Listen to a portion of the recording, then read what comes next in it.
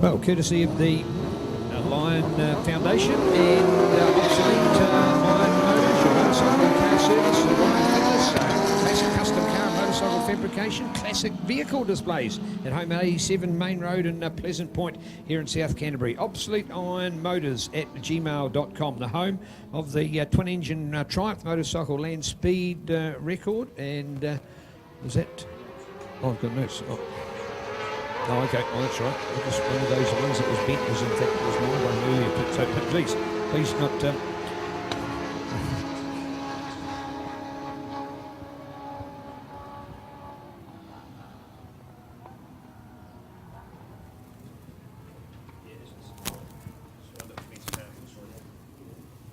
Sorry, folks, just doing a program reshuffle here as our sidecars start off. You might look at that bright yellow machine at the back of the field, the number 35. It's just fantastic to have Jared Winter and Kelly Winter out there on that machine, because that shows some history of New Zealand sidecar racing. This was a winning sidecar back in the 80s, and to think the history of what that machine has done and where sidecar racing globally has come and gone from, it's just great to see, of course, with world-class LCRs that we have, for example, up the front. There we've got the male and female combination swinging it out there. In fact, both of them have got a female swinger on board, so neat to watch. Here we go with the triple one indeed for Pete Goodwin and Kendall Duncan. And then we, in fact, check out our letter L there for Gregory Lambert and Julie Caneper. And it's lovely to have Greg and Julie with us from the UK. What I love at Spider in the pits is when you go and talk to Greg earlier in the day, always standing there with a cup of tea, and he won't be too far away from the toaster with the generator going in the background to give him some electricity, but he's got to have breakfast, a cup of tea and toast.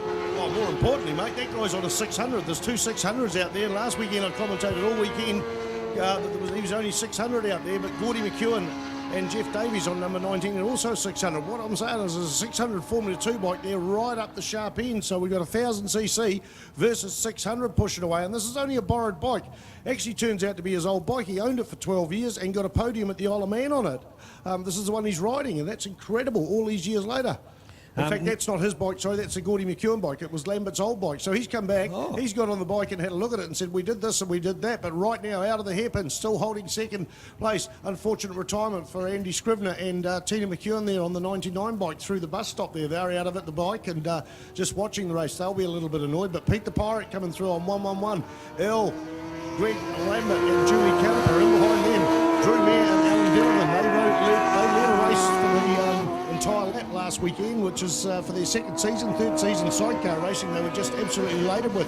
Warwick Dermott and Will Climo on the 83 machine. In fourth spot, we've got the Lawrence brothers on 11. Richard and Chris Lawrence. Chris doing the driving, Richard brother doing the passengering. You can see them coming onto the back straight. The beautiful big Suzuki LCR, Lewis Christian Racing, blue bike with the yellow lightning stripe down the side. We go back a bit further, and there is Dave MacArthur and Tony New, and in behind them is Gordy McEwen and Jeff Davies on the other 600cc bike. 35 is the Winter family, Jared Winter and Kelly Winter, and in behind them Stephen McInerney doing the passengering for Phil Munro. Good to see them out there, because they were in the pit lane for quite some time trying to get their bike started, Neil. Well, great to see. Now, I want to have a special word out there, of course, to Barry Smith after the big clash last weekend. So, Barry recovering in Tauranga Hospital. Barry and Karen, hope she's there as well. Our thoughts with you, and man, oh man, what a crash. We've heard all the horror stories about it. Broken neck, broken back, broken sternum, broken ribs, and some other internal organ bruising, and in the very capable hands of some great medics last weekend, now being transferred back to Tauranga Hospital. So, all the best, Baz, and may your recovery be short and fast, and to see you back on the racetrack. And the good news is the team understand that they've been analysing the problem that potentially had caused it, and more to the fact that it wasn't an operator error, but a machine failure. So Barry, we're thinking of you, and certainly the class that he'd shown through the top performance during the recent Suzuki series, and what he'd proven from last weekend, he was going to be the championship number one. But as they say, that's racing, so it's all left to those that are on the track now. And all Pete Goodwin could say, Spider, last week, he said, this is not mine. He kept on saying, it's not mine to win. This was Barry's. Barry should have been here. But hey, that's racing. We all know about that. You know, in the words of my father, if the tree wasn't there, the dog would have won the race. And, you know, the reality of it is that's what the circumstances are about. So make the most of it, and Pete Goodwin is. And for all the efforts he's put into sidecar racing over the years, for the machines he's imported, for those that he's lent bikes to other people, I think it's just good sportsmanship, and he thoroughly deserves to be there. And his new swinger, Kendall, he's just raving about how good she is. Only a second season as well. So what a great team and a lovely guy to have out in front. if the tree wasn't there, the dog wouldn't have run the race. I haven't heard that one before. I know if the tree wasn't there, the dog had nowhere to go to the toilet on. But right now, Pete the Pirate, his first ever New Zealand Superbike Championship win was here at Timaru about 4 years ago. He's been at it for about 14 or 15 years, maybe, well, certainly about 10 or 11 years in New Zealand, and did it in the UK when he was over there living some years ago. Brought 2 bikes into the countryside, and look at that, a big moment for Greg Lambert and Julie Canepa out of that turn 2, run right onto the ripple strip there. But a couple of laps ago, number 42, Drew Mayer and Alan Delavan got there into second place, and looking out at the lap times, a 1:15.375 for the lead bike, a 1:15.733 for the second, so just 0.4 of a second off. That's an outstanding ride there from Drew Mayer. He's a very good solo punter. Never really had top-class machinery to get out there. He's an entertaining character off the track as well. He behaves like a poorly trained ape, but now he's just muscling that bike round there in second place with Drew Mayer's passenger Alan Dinovan hanging on to the side. So what we got, Peter Goodwin, Kendall Dunlop on 111, Drew Mayer, Alan Dillman in second place, Gregory Lambert, Julie Canepa, Warwick Dimmicks and Will Climo, the 83 machine from Christchurch there in 4th. Chris and Richie Lawrence there in 5th place on 11. Dave MacArthur, Tony Mingu, Gordon McEwen, Jeff Davies in 7th place. Jared Winter, Kelly Winter, and Phil Munro and Steve McInerney. I'm trying to read a line ahead and get it mixed up sometimes.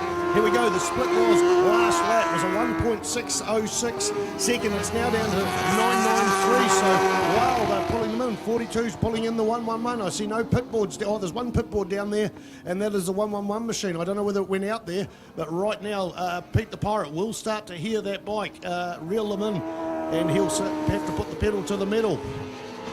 Indeed he will. Speaking about that, our great sponsors here at Timaru International Motor Raceway, Levels they call it, John Jones Steel, getting involved in that, of course, they've been for a number of years. Also to our Carter Tyres pit lane, Timaru Metal Recyclers, short straight and start straight here, along with Alpine Energy Limited supporting it, Timaru Motors, also to Milligan's, local businesses, local people here in South Canterbury supporting this great club. Understand that they're going to be resealing half the track next year, Spider, and doing the other half the following year. We're talking about $1 million worth of work to be done, all money here that's been generated and raised locally. So a great little asset, and this is just a fantastic motorcycle race circuit. I really love it. It's tight, it's compact, not just in the fact that it's a tight track, but also the fact that it doesn't take a big area, and it's only got a couple of little short blind spots where the competitors are out of sight for anybody in a great trackside spectating position here at the moment. But hey, look at this for Drew. I've had the privilege, like you,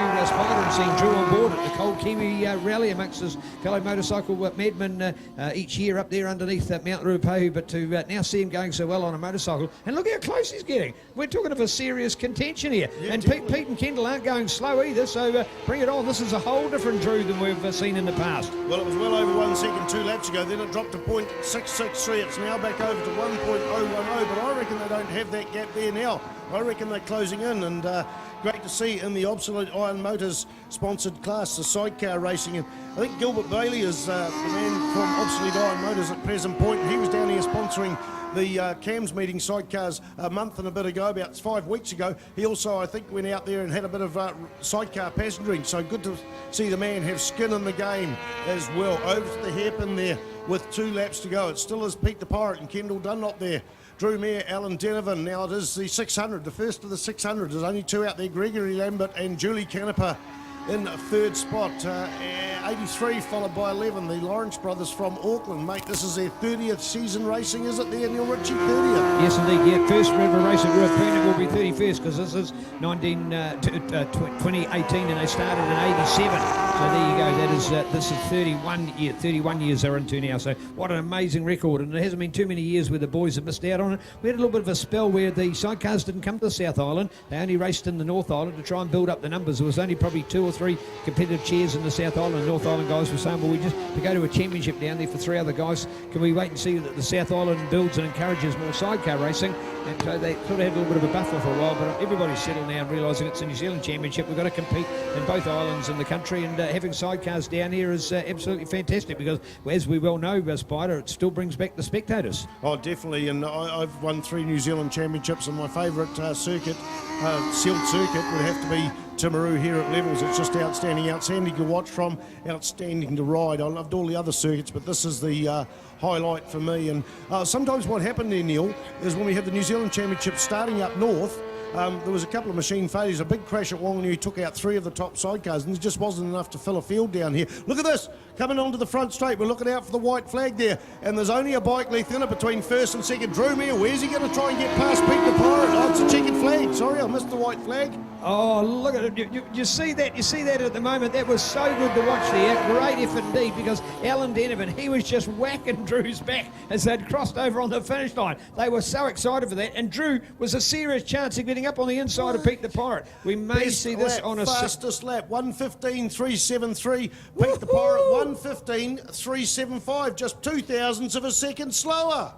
0.02 of a second slower. We saw 1,000 of a second last time. Here we are. Let's check it out on the C-test. Sorry to butt in, Spider. Here we go. Look at that. See? Oh, look at him. Getting it sideways through there. You even see the puff of smoke. I think he had it locked up as well as sideways, having a real dab there. Now he wants to come back because there's a second little corner to go. So he's going to have a go on the outside to see where they're going through. Is there a big enough gap? See? Look at it on the inside. So 3 different overtaking manoeuvres do there. The entry to one corner, the exit from the other, and the entry to the next corner before we cross the Timaru Metal Recyclers finish line. Great racing from the sidecars by a team. Spider, in all fairness, I wouldn't have put Drew and Alan in that kind of category. When we watched the likes of Greg before, how well he went, but to see the Lawrence brothers there, might have expected that. And I don't know, taking nothing away from Andy Scrivener, could Andy have got there and been that competition there? I don't know, he might have had to be content with third.